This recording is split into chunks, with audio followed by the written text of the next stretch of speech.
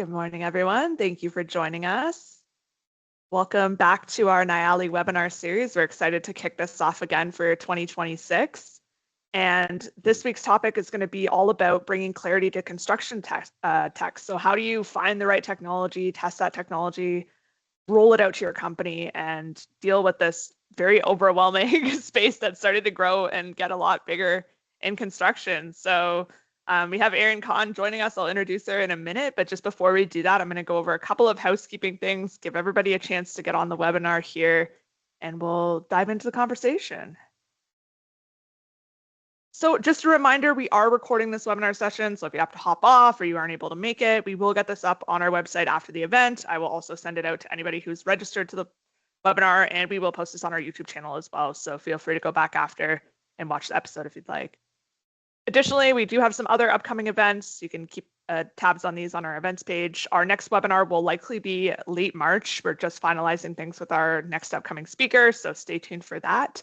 We're also going to be at the ATC convention this year. This will be our first time exhibiting at the show, so if you'd like to come meet the Nialli team, definitely come stop by. We'll be at booth 110. And we also plan to be back at Digital Construction Week for the third time this year, and that's in London, UK. So if you're overseas, definitely come pay us a visit there. And that's really my intro spiel. If you do have questions throughout the webinar, feel free to put them into the chat. We will leave time at the end for questions, and we can also answer them as we go. But yeah, I'll go ahead and introduce Erin. And thank you for joining us, Erin. I'll also introduce Alan, who has joined us for many of our webinars. He is our product design director here at Nialli. He's going to be handling the interview portion of this call. But before we jump into that, I would like to introduce Erin. And Erin, I'm so sorry. I just realized I made a typo, and I still have our last presenter's name on the slide. So no worries at scratch all. that out. That should say Erin Khan. And I'll pull up your About Me slide and let you give the audience a little bit of an overview on your background. Apologies about that. Awesome. No worries, Laura. And don't sweat it at all. Maybe in another life I was a Lisa, so who knows? Getting into a little bit about me, and thank you for, having me on and inviting me to join you today. Really excited to get into the discussion. But super quick here. So my background, I started as a project engineer here in SoCal, working on a few historical renovation projects. Really got to see the construction processes from end to end, as well as go through some different departments. So I got to see pre-con, estimating, and then had, a little bit of a stint in IT and process innovation. From the beginning, I was always, very, very interested in technology, improving our processes on the site, and especially getting better processes or safer, more efficient through technology into the hands of field team members that I was working with. So that passion eventually took me to Suffolk Construction, worked as a regional, later on as the national director there of construction solutions, basically doing what I think is, fun all day, which is searching for solutions to operational problems, applying the technology, testing, scaling what worked well, so on and so forth. Then eventually, I wanted to do my own thing. So today I'm a consultant. I'm basically doing more of the same of supporting contractors and construction organizations as well as startups with bringing technology to the industry. So feel free to connect with me on LinkedIn, and I'm really looking forward to this conversation. Right on. Thanks, Erin. So that looks like you've been doing that for, longer than just a couple of years. Like that's a decade's journey.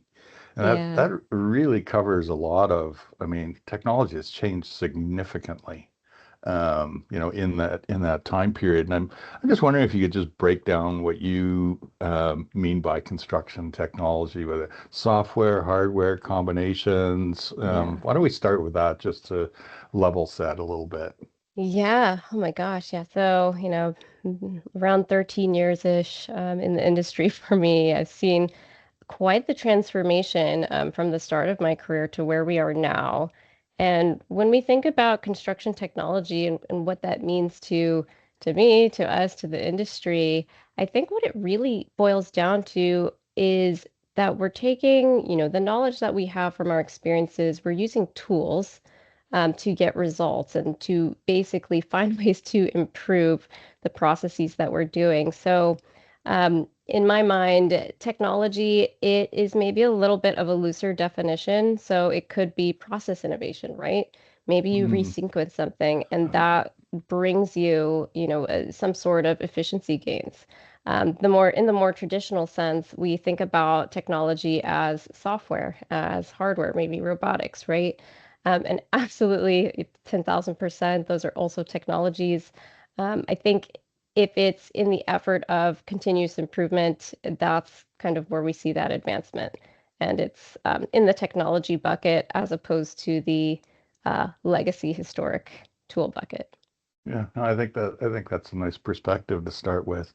And then would you then say that there's a next layer and the biggest technologies that impact our digital, in fact, or is it a way of is it lean thinking that's, the process improvement? Like, what's that next layer that you're seeing in terms of Yeah. adoption? Gosh. So, the phrase that we hear all the time in this space is people process technology. Mm, I think that the next layer is really focusing on bringing all of those pieces together. So what I've seen a lot is that, the technology applications, at this point they're pretty good. They've come a long way, right? We see a lot of digitization and digitalization, and then also forays into things like artificial intelligence. But I think what maybe might be missing and what we'll need to kind of get to that next level is again bringing a heavier focus into that people piece and that process piece because that's going to be what gives the technology that extra mile, that extra layer of adoption to really hit the true problems, and then mm. also allow people, us as human beings, to really shine and bring that aspect, that benefit to what we're doing in the industry. Yeah, we've had other speakers that have emphasized the people side, which is, of great Yeah. interest to us. So when you go into a company and like, what are the things that you start to ask? Like, how do you get at the root problems? How do you then, find out the problem and then here's where you need to go? Like, how do you find out what the culture is or what the Yeah. adoption desire is? I don't know, what to say. Like, tell us about how you work. Yeah. Gosh, it's fun. It's quite a bit of a process if you want to do it right, but Mm, ultimately like pretty rewarding. What it boils down to, and I promise everyone can do this. It's listening. mm, Right? So we need to listen and really attune what we're trying to do into the rest of, the people that we're working with, the processes that we're doing, and the feedback that we're getting. So a few things really help with this listening process. So it's getting feedback from the end users, the people in the field, boots on the ground who are actually doing these things day in and day out to understand like what is the top three things that basically drive them crazy day to day, mm, or where are they mm, spending most of their time that's, not really valuable. So keying in on that from that ground level is so insightful. Like if you just survey your teams, and it can be a little tricky to survey and get that results. Uh, but if you do that well, it's so insightful. And then if you pair that with listening to your department leaders, your executives, the top of the company as to where they see the direction and the vision of the organization going, and understanding, the KPIs, the core business goals, all of those things, that helps match up, the things that are practically causing operational pain with the strategy and direction so that the business can also be more profitable by introducing tech or, some solution that alleviates that pain. mm. There's quite a bit more, but it really just boils down to taking a holistic process to listening to your organization as to what's causing it, and understanding the problem you want to solve. So Yeah, yeah, I you've can definitely go broken. deeper, but Yeah, yeah. so let's a little bit, like, because you've broken it down into, we call them users and choosers, and their desires are different. So I'm talking about executives or an IS Hmm. department that's buying, they're choosing it, but you said, hey, go to your workers. What's keeping them up at night? What do they hate? Yeah. What's annoying them? Those two Right. things just may not match. Like, how do you Yeah. sort of find the right fit, Hmm. so to speak? And tell me, maybe use some good examples of things where it really did work and we got people seeing the same thing versus, oh Yeah. man, they just could not ever break that, close the gap. Absolutely. So yeah, a lot of times it doesn't match pretty much, Hmm. most of the time, right? Or, you get so many things that it's completely overwhelming. Where do you start, right? So one of the things that's really helpful here, and especially if you're looking at the organization as a whole, this might vary by, department, depending on the size of your company, if that's what we're considering. But do, a basic exercise where you're ranking the feasibility, so how easy is it to actually implement a solution to address this? So rank the feasibility alongside the potential impact, right? So Mm, how much benefit or value will we get from implementing this?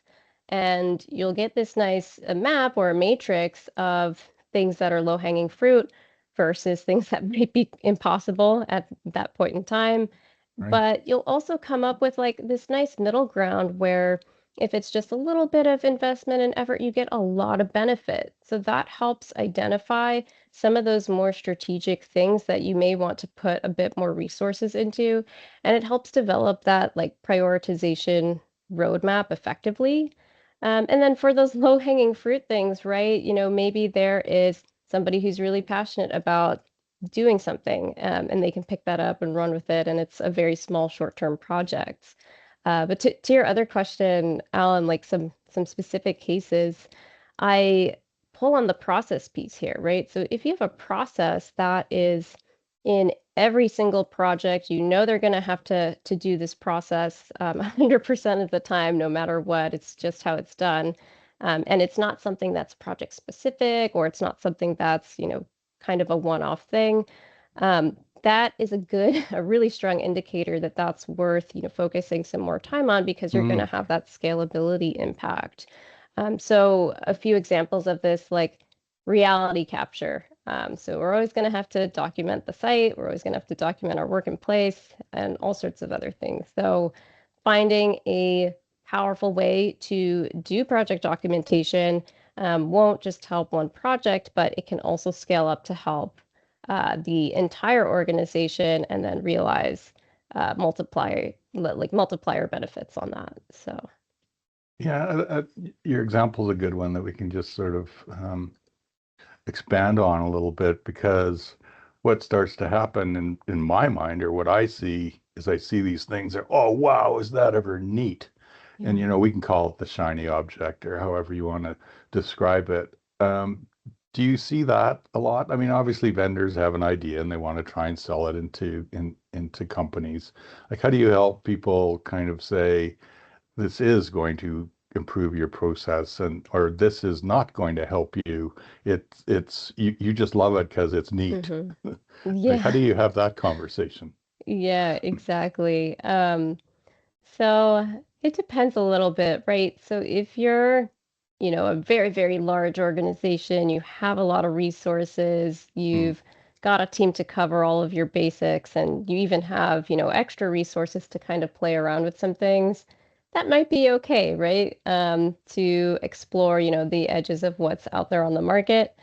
But most of us, right, we don't have mm, infinite resources, so we have to be very meaningful when we apply them to different things. So in that case, for those organizations, what they really need to understand and think about is, do you understand the problem you're trying to solve? And the way that this has been showing up today and the things that I see in the industry, and I consistently hear it is, oh, hey, Erin, like I want the AI. How do I get AI? We need AI to be competitive. And it's like, well, let's take a step back. I know there's a lot of hype, but like, do you know what you want to do with it? mm-hmm, So we need to really, really pause, I think, for a second before we jump into something And there's, some homework, right? Innovation isn't really easy. So we need to have some frameworks to say, okay, let's do a sandbox test. Let's have some specific metrics that we want to make sure that this thing can do, that we know that we absolutely want to have later on, to start to weed out some of those things that may look really cool and nice, but not actually give you exactly what you're looking for. So taking a step back, understanding exactly the problem you're trying to solve and why, and having some sort of, step-by-step framework, which is what I work in all the time on how to, effectively and quickly weed out the things that are not going to drive that long-term value, business goal, reduce pain for the organization. Yeah, it's interesting you make a distinction between companies that have a, call it, department that's looking at an innovations Yeah. department or construction services, whatever they're calling themselves, and those that don't, it strikes me that they do need help because it is a jungle out there. They need somebody like yourself, or, we get a lot of questions, and it's interesting the answer or the reaction to the answers that we give are, oh, that's interesting. Like they're actually needing to be educated. So I could see how, Yeah. you could help folks. Like, do you help them do pilots as well? Like, do you, run smaller test? You said sandbox. I assume that's what you're referring to. Like, how do you go Yes. about doing that? Who do you pick to actually try certain things? Yeah. Oh, I love that question. People, yeah, yeah. Yeah, right. It's what I frequently refer to as innovation champions. Mm, And what this is an individual, and I tend to emphasize, just the interest and the passion. They don't necessarily have to be very tech savvy. In mm. fact, a lot of the best tech champions, they are just more so great communicators. They're excited about improvement. And they share that with the teams and they'll tell people Problem about it. solvers, right? Yeah. So Yeah, you for want to sure. you want to get those natural, enthusiastic, trying to make things better, easier, individuals to come in and help, evaluate, because they're probably going to be more interested, so they're going to have a better chance of going a bit deeper into the tool. Um, it's highly likely that those types of individuals will be more collaborative and give feedback, and they may be a long-term asset too with potential future scaling. So the challenge then becomes, well, how do you find these people? How do you organize this? And it could be as simple as have, a monthly, quarterly, whatever it is, technology conversation, 30 minutes, huddle, open to anyone, sign up, come in, have it, facilitated like, hey, what are the interesting things that you're doing on your job site? What new technologies have you seen? And just get that conversation going. And you'll also naturally see, people who bring these things up or get into it. So it's also, a part of leadership and good management to connect those types of folks to innovation Nice. experiences. Yeah. Yeah, I like that. Back to the people.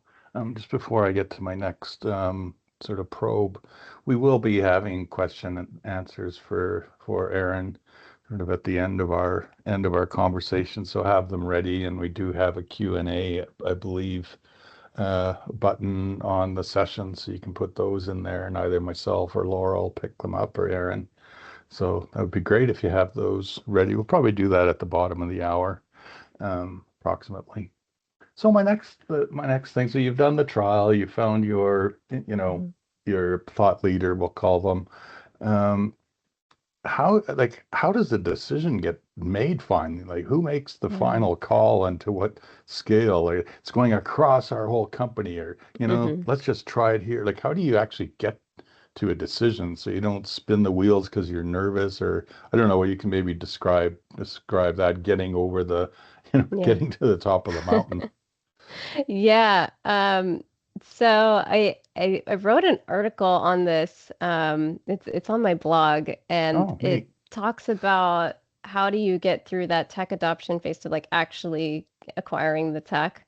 Mm, And in my experience and perspective, it highly relates to, like two main things: culture of the organization, what's the innovation culture like, and mm, size and resources. So If it's a large organization, it's going to be complicated, right? So innovation isn't easy. So there's checks with insurance, with risk, with your legal team, and then Mm, ultimately with, and all of these parties should be involved from the beginning.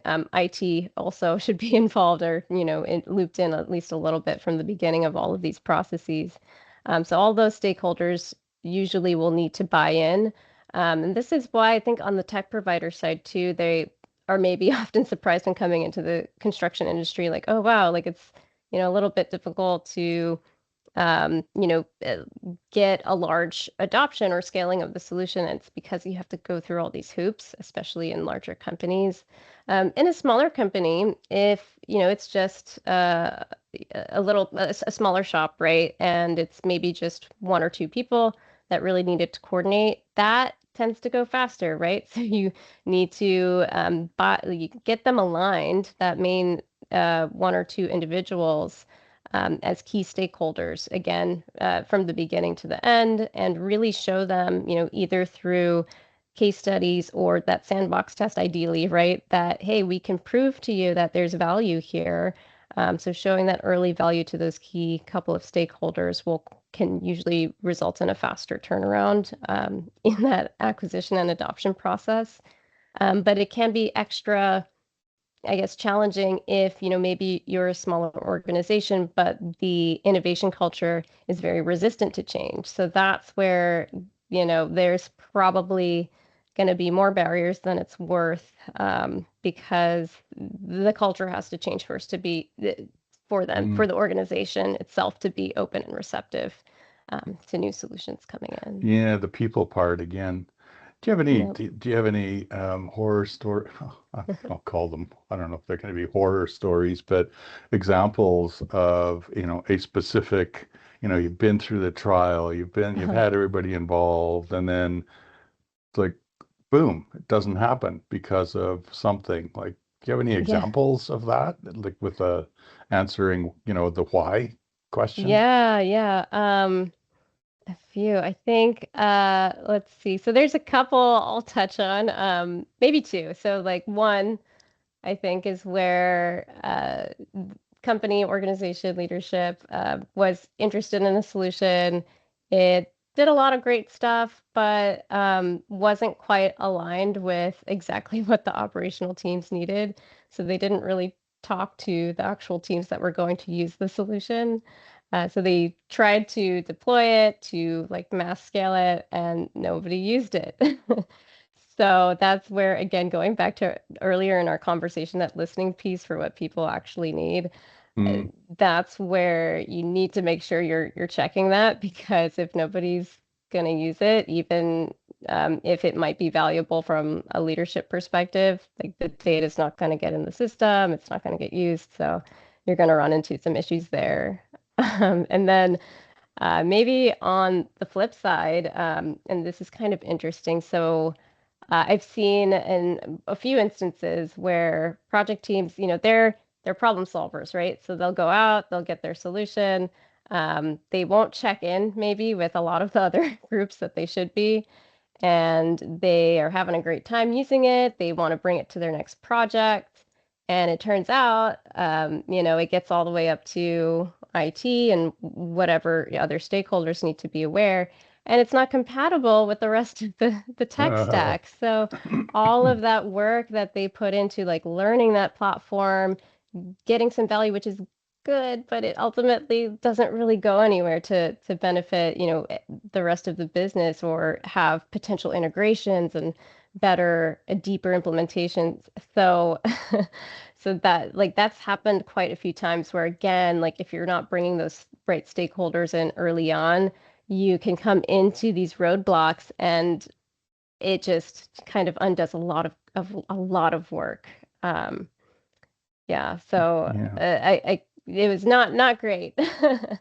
Yeah, we've heard Um, that as well, yeah. where, construction is very local and regional because you are building in a place, um, and we've heard solutions are adopted in different parts, and if you're working if you're a national company, all of a sudden you say, I think we better have a central organization and start managing all the tech because we have 5 different applications that do the same thing.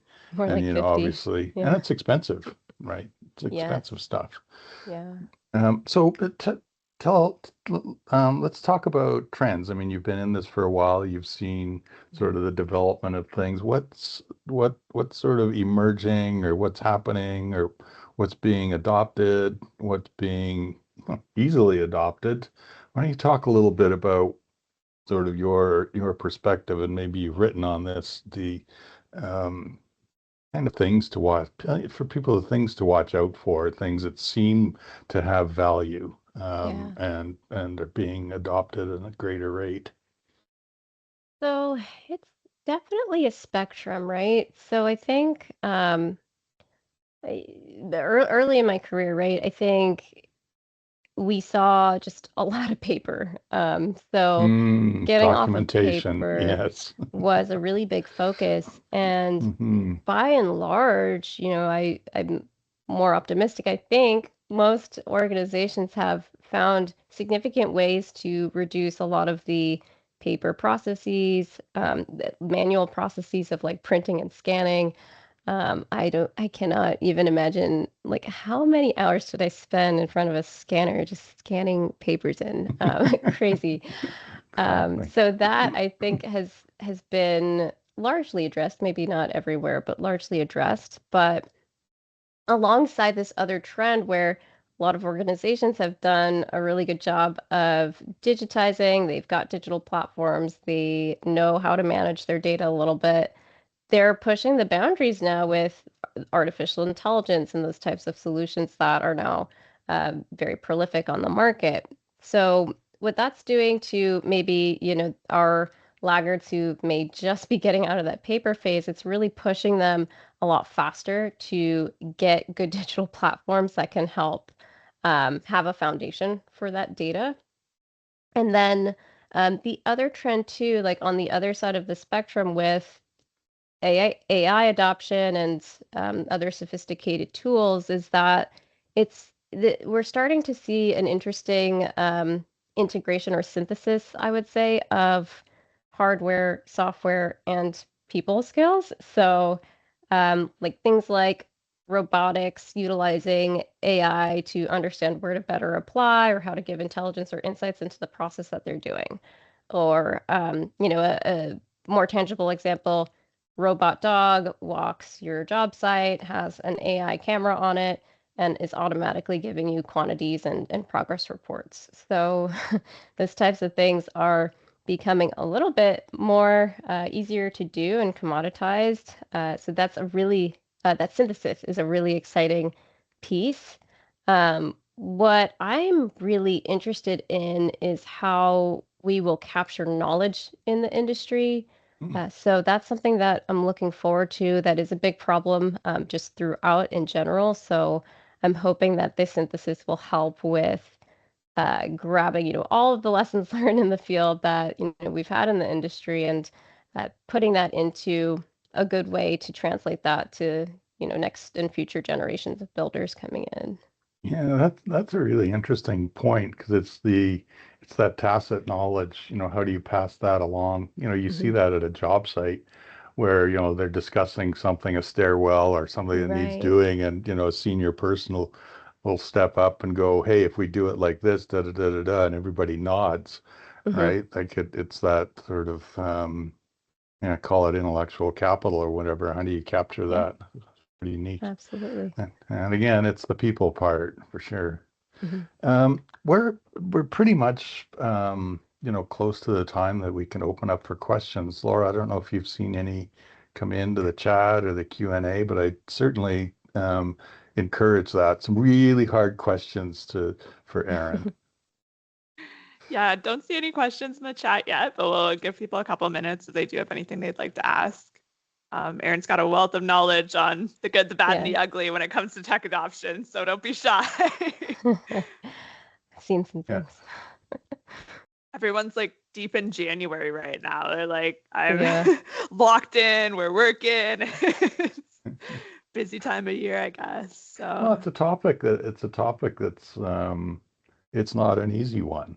I mm, could see having the benefit of somebody like Erin to help sort of coach a company or team along to help make decisions. I mean, you go to an expert, right? You go to a doctor if you're not well, and hey, my company isn't well at the moment, or I'm feeling like I'm falling behind. Who do you go to, right, to get help? yeah, Oh, so we we do. did actually get a question in from Ryan here, and he's asking, and this is a great question. How do you integrate now like older tech systems with newer stuff and like bridge the gap between things? Because like that's starting to Mm. hmm happen now. Like you're getting on to like the second or the third gen of tech. You've got Yeah. some teams running on paper, some teams running on the latest and greatest. Like how do you make sense of it all and tie it together when things don't always talk to each other nicely? Yep, yep. That takes me back to, working on a couple different ERP upgrades. So like enterprise resource planning system, so big software change outs from old to new.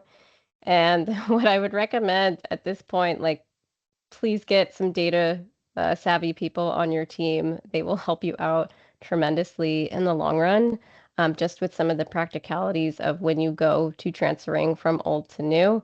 There's a lot of things that all go back to data that you need to make sure are in the right place. It will be outstandingly difficult if you don't have, a smart, good data resource team member to help navigate that. And then the unfortunate thing is like change is always challenging, especially when you have systems that, started out as a foundation and now you're upgrading. It's a huge change.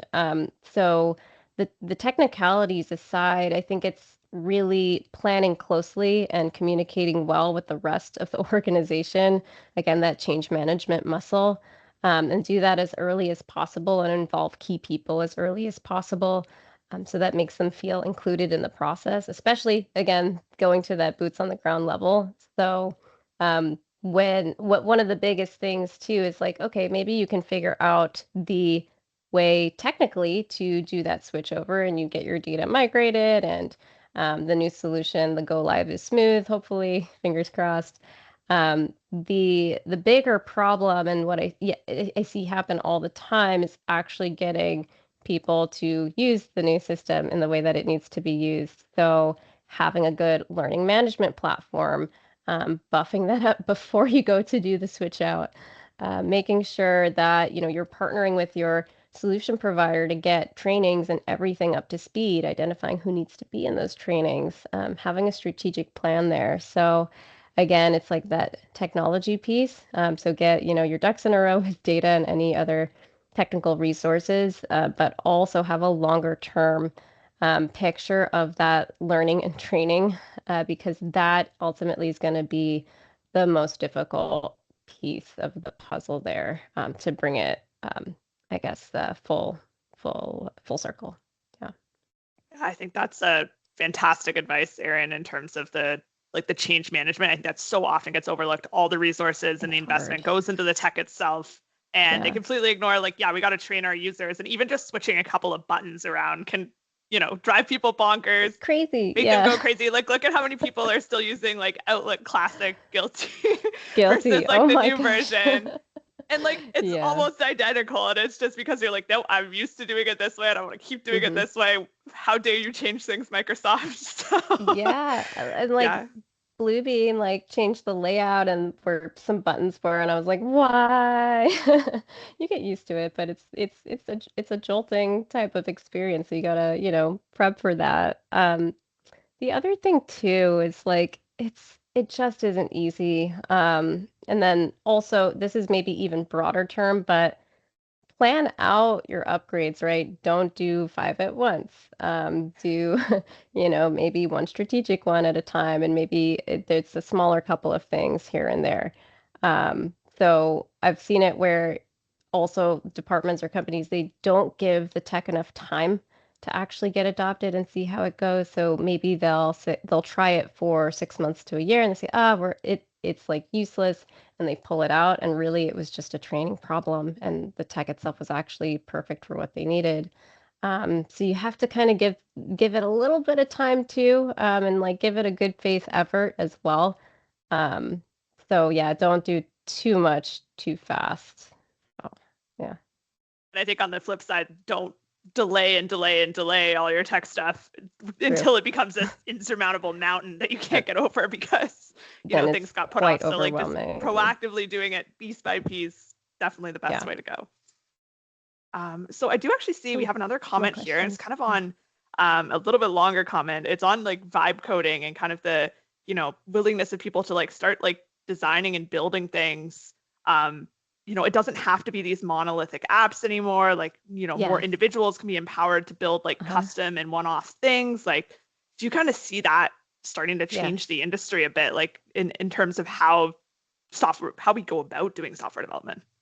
Yeah, I'm excited for this question. I've touched on this on in other conversations, but absolutely, if you have just a little bit of like Power Apps knowledge, or I don't know if Microsoft changed the name of it, they seem to do that, but like the Power Apps stuff, to quickly code up a little app or whatever it is to track a process, like that is a super, super powerful skill.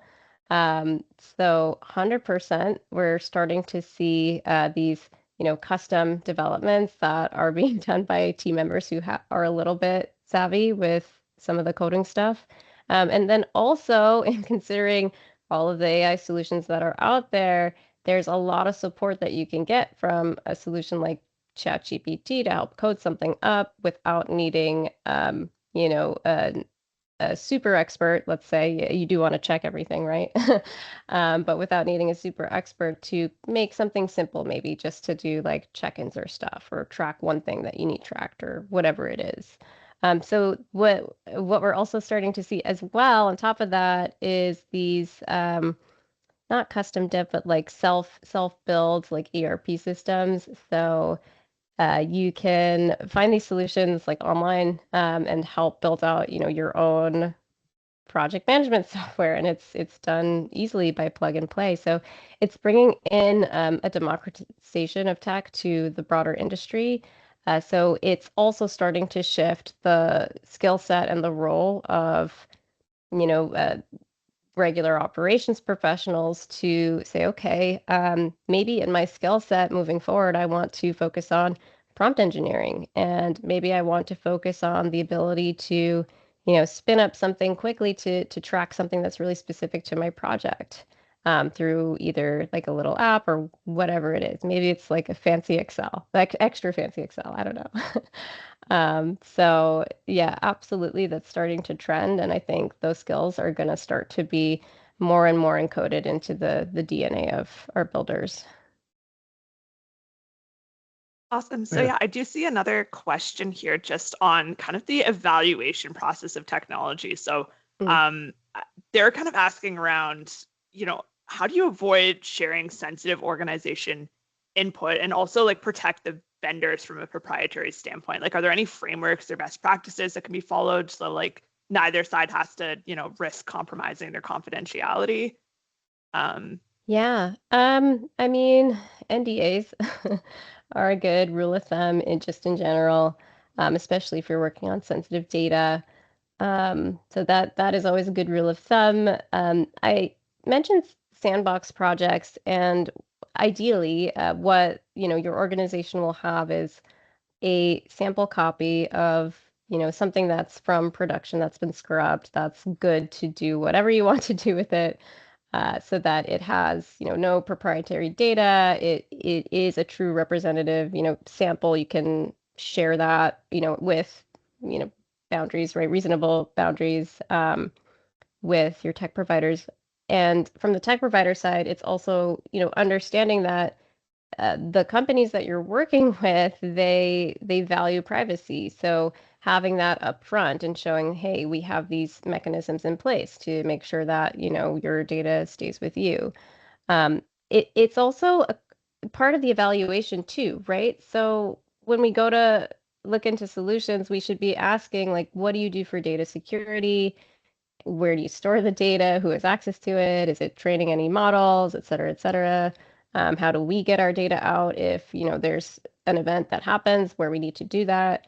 So all of these questions, again, like the earlier the evaluation, the better that, you'll have an understanding and work with your partners, right? So risk team, legal team, get input on what the safest course of action is for each thing. And all the solutions are different, so it's going to be different in each case.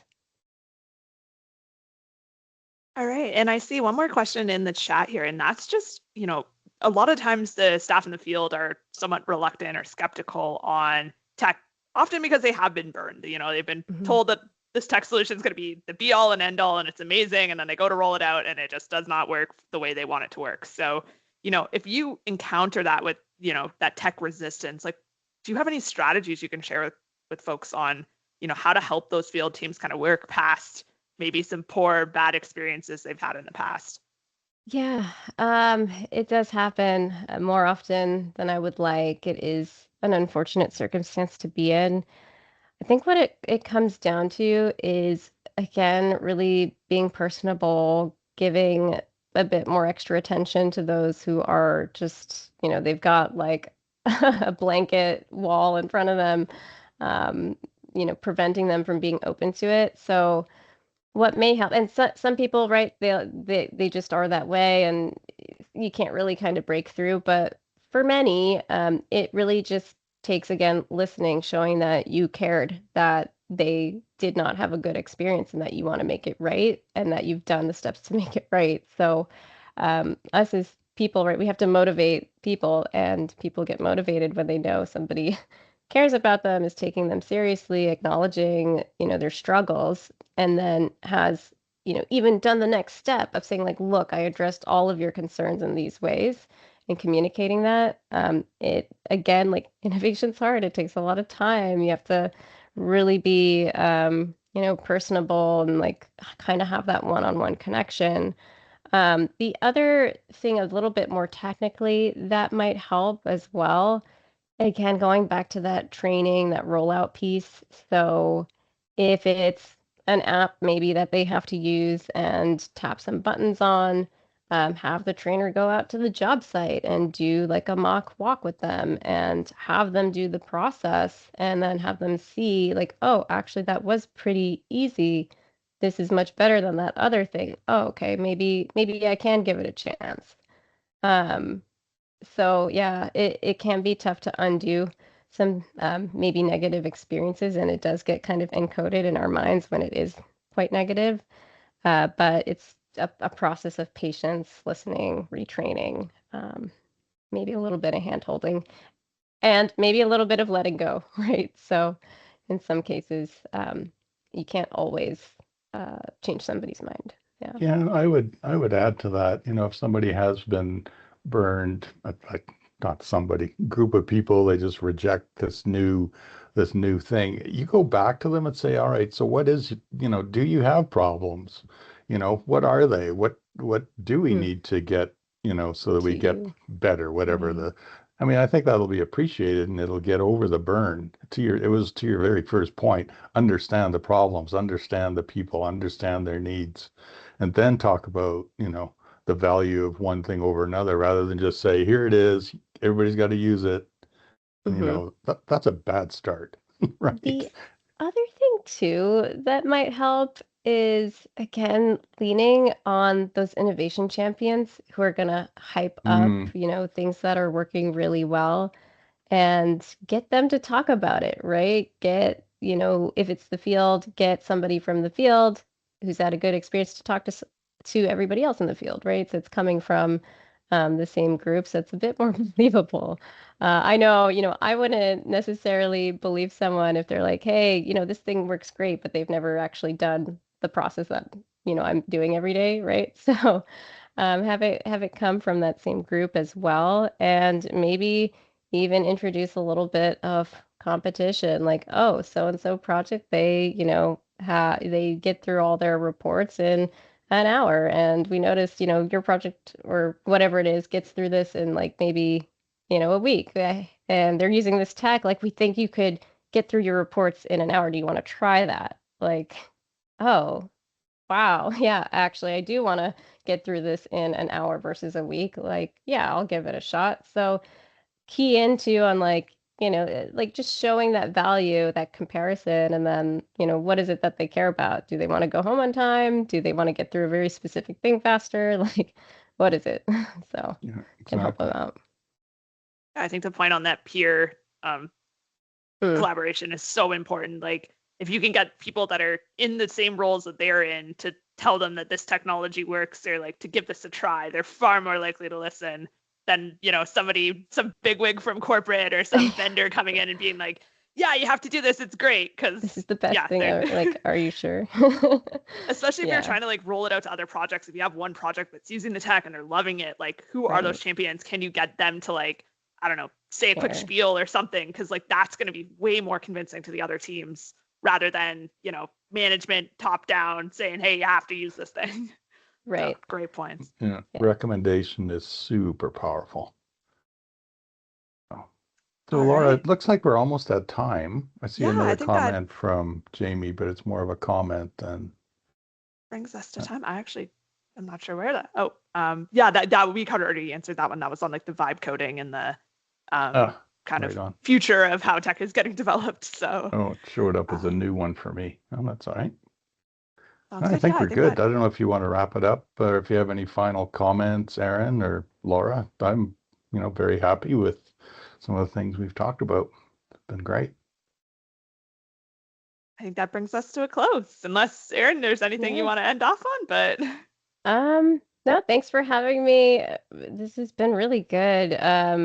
Yeah, I love talking about this stuff. If anybody wants to catch up, just shoot me a message on LinkedIn. I promise I do check them. It's a person responding to you, so message me on LinkedIn if you want to connect.